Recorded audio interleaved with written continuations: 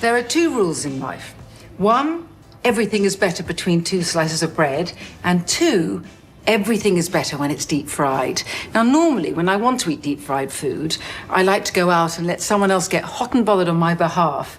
But my coconut shrimp are so easy and so unruffling to make, I am more than happy to cook them every time I need to eat them. And that is very often. And to go with my hot, crisp and juicy shrimp, I make a cool, smooth and golden dipping sauce. It's incredibly simple. To a bowl of coconut milk yogurt, I add sea salt flakes and ground turmeric. Stir everything together, and that's it. The work of a mere moment.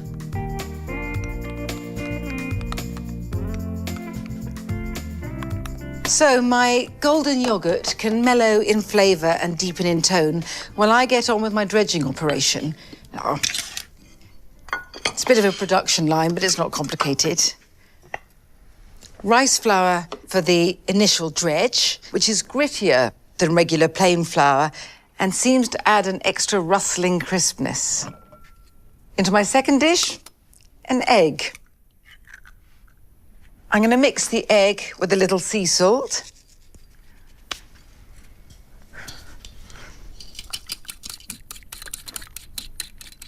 And into my third dish, some desiccated coconut, or as we call it at home, desecrated coconut. And those dry strands make the prawns look like they're wearing a hairy jacket once they've been fried. On top of this, some panko. Now, panko are Japanese breadcrumbs, and actually breadcrumbs is a bit of a misnomer because they're flakes rather than crumbs. And again, very dry, which makes everything incredibly crunchy. The mild sweetness of the coconut needs a bit of a kick. And for that, I have cayenne pepper.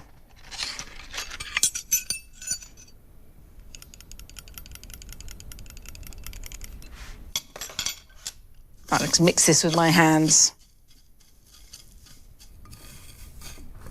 Before I start dredging and dipping, I'm going to tell you about this new method I'm trying, because normally, when I do this sort of thing, I get what I call goujon fingers, which means I have these balls of rather claggy breadcrumbs at the end of each finger.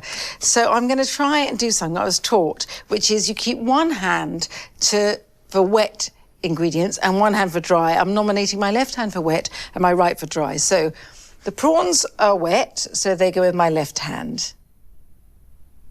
These are raw prawns and they're fresh. I don't use frozen because the liquid they give out would make the oil spit too much.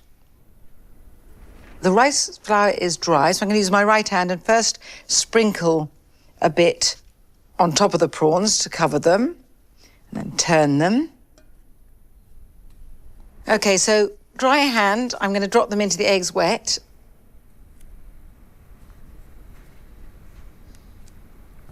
The rice flour really helps the egg adhere.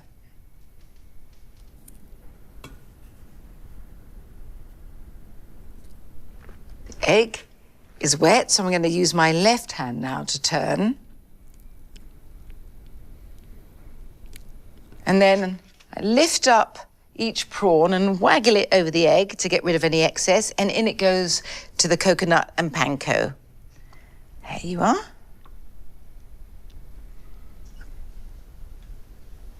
And again, I'm going to cover the prawns a bit with this mixture, right hand, because it's dry, of course, before I turn them. And I really think it's important at this stage to give them a proper thick coating.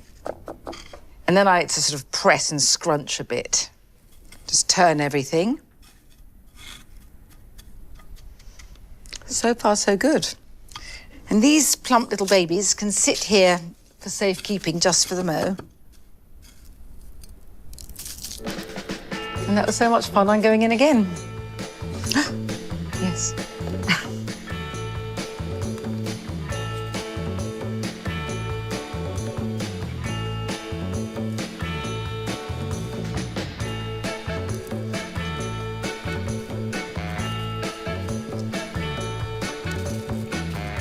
I have got quite a few more prawns to use up, but I'm very eager now to get on to the eating part of the process.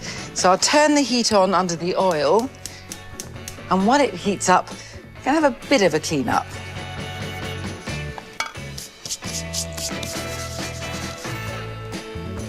The oil's good and hot now, so these plump little commas are ready to be dropped in. When I say dropped in, go gently. Here we are.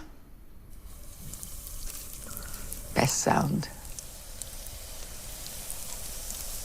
It's important the oil is properly hot, because this means by the time the outside is good and golden, the insides will be cooked but still succulent and tender.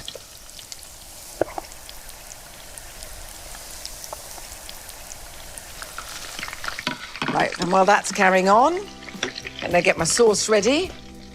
Look at this now, golden ointment.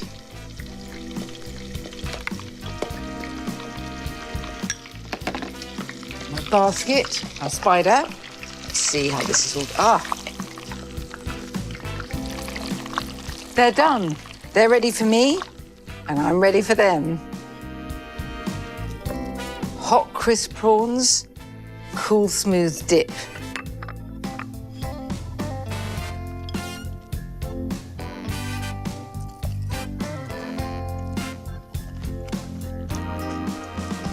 And inside all that crispness, the prawns are so lusciously tender.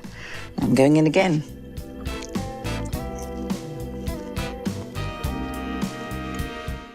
A cheese sauce starts with a flour and butter roux, and I bring extra oomph by adding spices directly to the flour.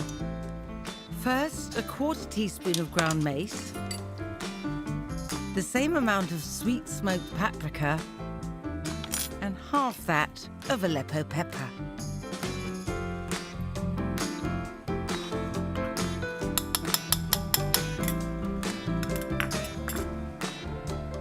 And I flavour the milk for the sauce too, by stirring in a tablespoon of rich tomato puree, which I just fork to mix.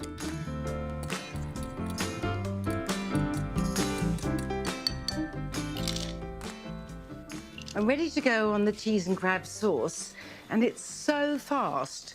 I'm going to put the pasta in now.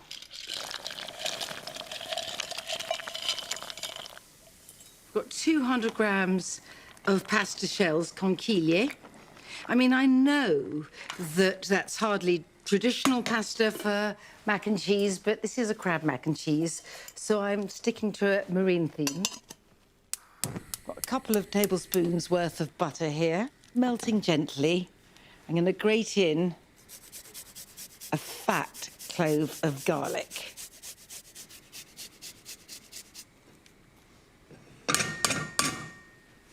Just going to stir that into the butter as it melts. This is a fabulous start to a sauce, but it's a fabulous start to anything. Butter and garlic. And now I've got a tablespoon and a half of flour, just plain flour here, tinted pink by the spices.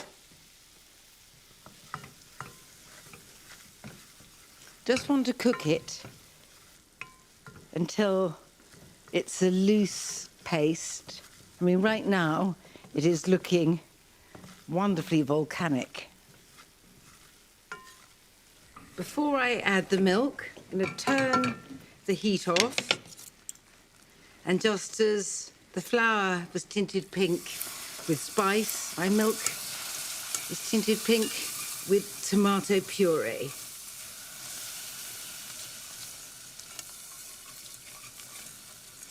Let's go gently now.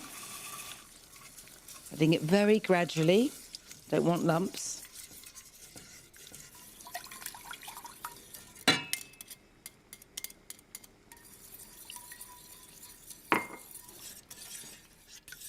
So all in, all smooth. So I can turn the heat back on, but I'm keeping it fairly low at first. I just need to cook this until it's thickened and any taste of flouriness is gone. And that won't take long. I mean, there's hardly any flour in it. I'm going to turn the heat off again because I think it's so much better to add the cheese without the flame under a pan. I've got 100 grams of grated Gruyere here, and I've chosen it for the crab mac and cheese because its rich, sweet nuttiness is absolutely perfect with the spices and the crab. See, look at that. It starts having that smooth, elastic texture. But I want a bit of saltiness and sharpness too, which calls for Parmesan. Not so much, just about 2 tablespoonfuls.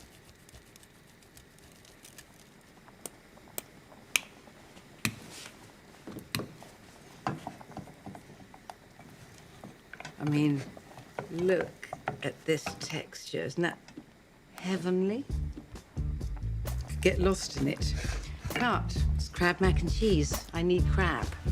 And I use this, which is 50% white meat with its briny sweetness and tender flakes, and 50% brown meat, which is like the richest imaginable instant seafood pate. We just need to make sure the crab is hot all the way through.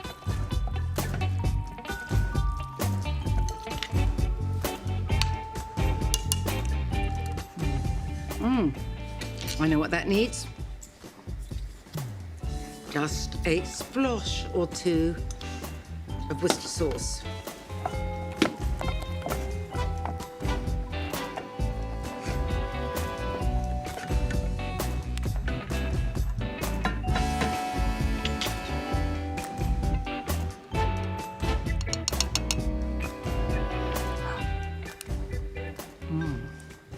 It tastes like the most fabulous dream of seafood fondue. It is a good idea. And actually, I think this would make a wonderful hot cheese dip, the sort they have in the American South. And it would be remiss of me anyway not to tell you that if you add more milk to it, it is a pretty divine sauce for nachos. Now, let's see how we're doing over this side. We're raring to go. Let's bring this over. Shall cast my net in for the shells, adding them directly to the sauce so the starchy water clinging to them helps the thick, rich, velvety smooth sauce glide over the pasta.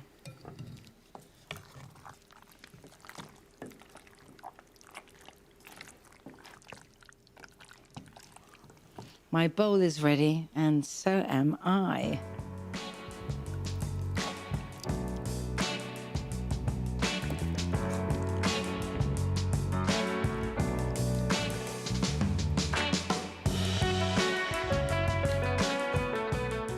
If I were making normal mac and cheese, I'd be putting this in a hot oven to blister it now.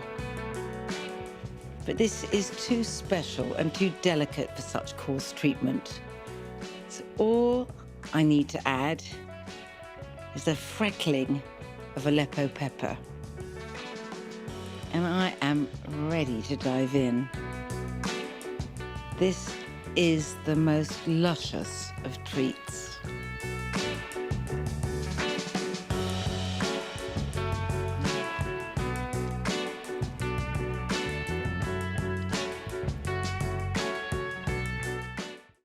You may remember that I said the sauce for the crab mac and cheese could have another life draped over nachos. Well, I warm unsalted tortilla chips in the oven and spoon over the paprika-spiked, cheese-rich, velvety crab sauce.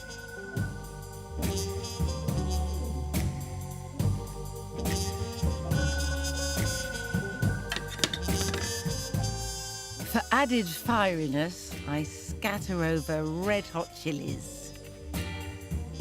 and sprinkle over finely chopped chives.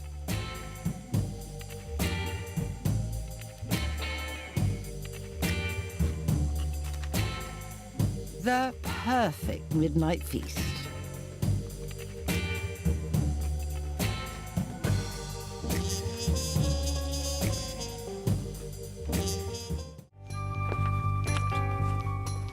I've been alive a long time, and when it comes to eating, I've spent that time wisely and well.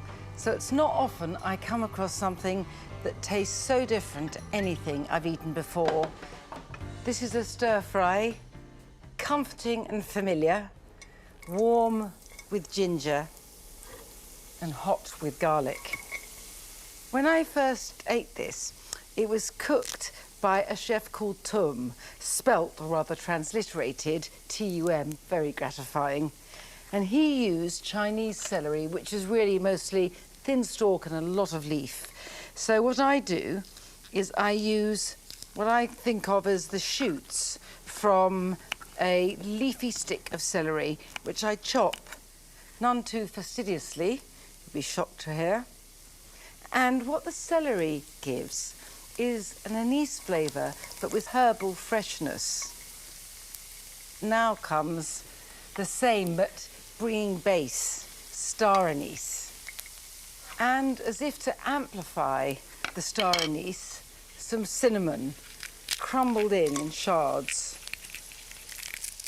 I'm making a base for the prawns to cook in. So on top of those spices, some dark soy sauce, steady with this. And on top of that, some light soy sauce, or thin, this is called, this Thai version, with a fantastically fat child on it.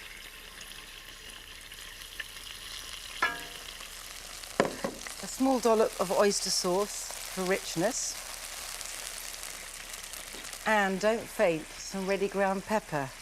I never thought I'd see the day when I use school pepper in my cooking, but this really works.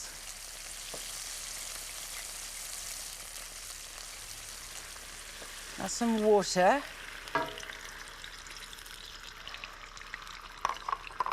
Chicken stock concentrate. I never feel bad about using stock that isn't homemade. Chef Tum used chicken powder, and that's the nearest thing I can get to it. And then some ketchup mayonnaise, which is like sweet soy ketchup.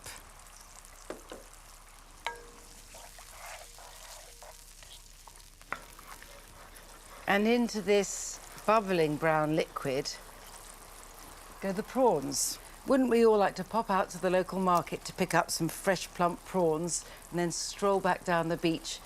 A large sun hat for me. But if I didn't think these frozen prawns worked here, I certainly wouldn't be cooking with them.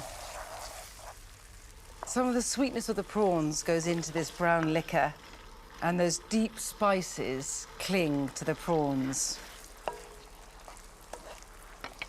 And in go some glass noodles, cooked and drained. And stand back while I toss this together. I've always thought of Thai cooking as sprightly and sharp, but there's something about the darkness and depth of this which is exciting. And now a startling punch of ground cloves and a pinch of ground cinnamon. Now, obviously none of these ingredients is new, but it's how they're used in a particular way that makes them taste so different, and that is the essence of what cooking is. This is Thai seafood as you've never tasted it.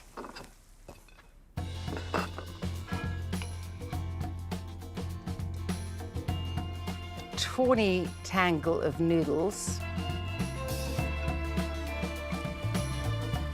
And these golden prawns. I rather love the shards of cinnamon going through it. Obviously, they're not to be eaten. Final touch. The leaves from the shoots of celery. A friend of mine's father said, If it goes in it, it's got to go on it.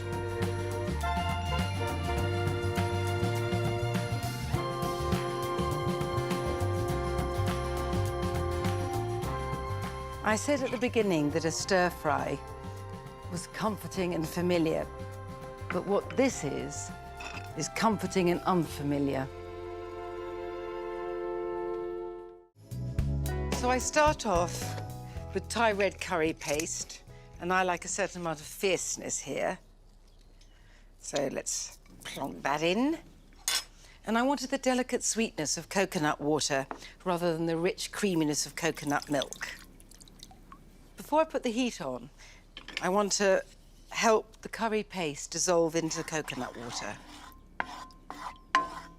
Slightly foolhardy to be doing this with the white shirt, but too late now. And I want the brightness of some lime juice. Sharpen everything up.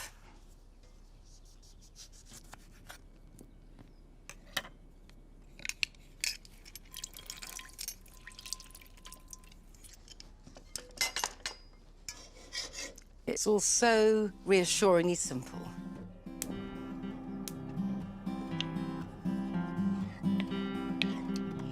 All I need now is to wait for it to come to a bubble.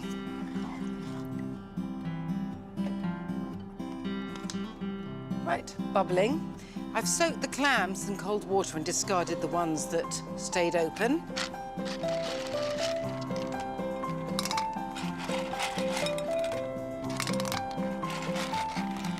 And actually, the most important flavour in the broth is that umami sweetness that comes from the clam liquor.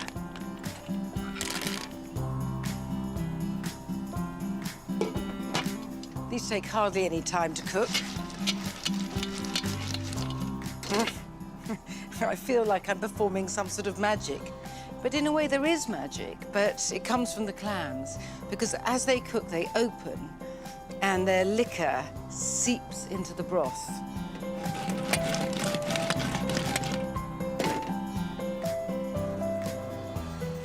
The minute I smell Thai basil, I'm back on a holiday.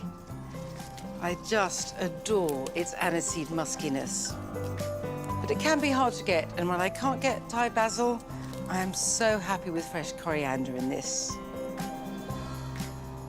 I don't need an implement to eat the clams, hands, mouth, but I might sip the broth serenely with this.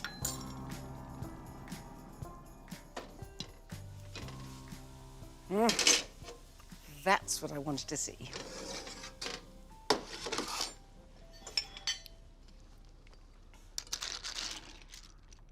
Oh, I love the clatter of clams.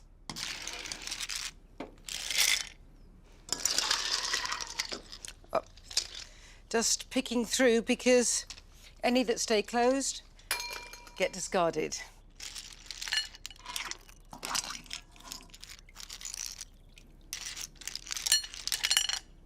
That's a big heap of gorgeousness there. And after that noise, joyous though it was, the calmness of ladling out. I find unchallenging, repetitive activity like this just very calming.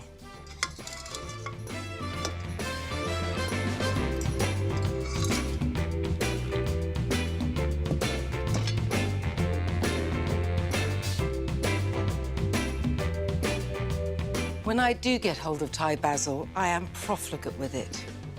That's how life should be lived, greedily and gratefully. Oh, I have to have a bit now.